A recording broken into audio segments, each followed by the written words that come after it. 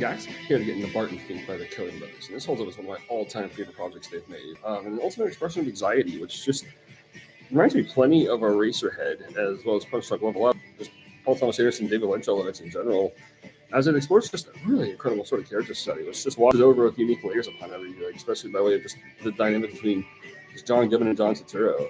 They're just always questioning the extent of suffering for art, so much art, much like a character study that foreshadows plenty of elements of the serious man and inside Llewyn Davis, as you're just kind of looking at a character who's just on a perfect level of just like sympathy and annoyance with everything around him. It's just facing a really extreme extent of writer's block. It's just very anxiety-inducing, very stressful kind of depiction. Ultimately, it just kind of feels like it's like a claustrophobic sort of like nightmare just unfolding from start to finish. It also seems very influenced by a lot of like Francis Ford Coppola, Stanley Kubrick, in more of a spoof kind of way, a satirical kind of way. It's a little more fast-paced.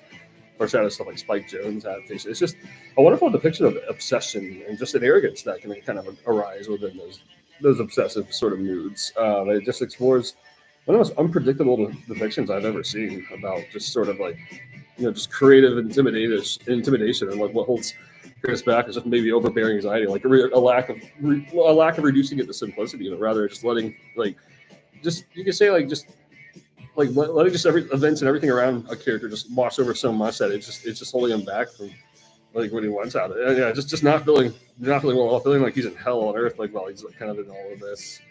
It's just, and it's a really anxiety, it's a really intense, like really unpredictable like kind of project and stuff. It's just lives in the edge of your seat like all throughout. I love that about this film and how intense it all feels. Like it just, to me, is an original kind of surrealistic depiction by the Coen brothers. One of the most surreal things they've ever made.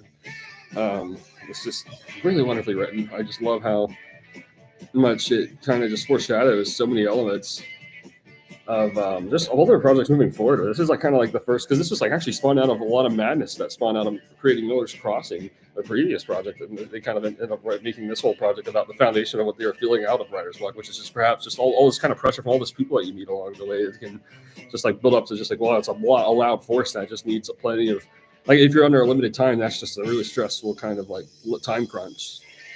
And it just explores just a really dark kind of project, probably one of their darkest moments also. It's just really experimental.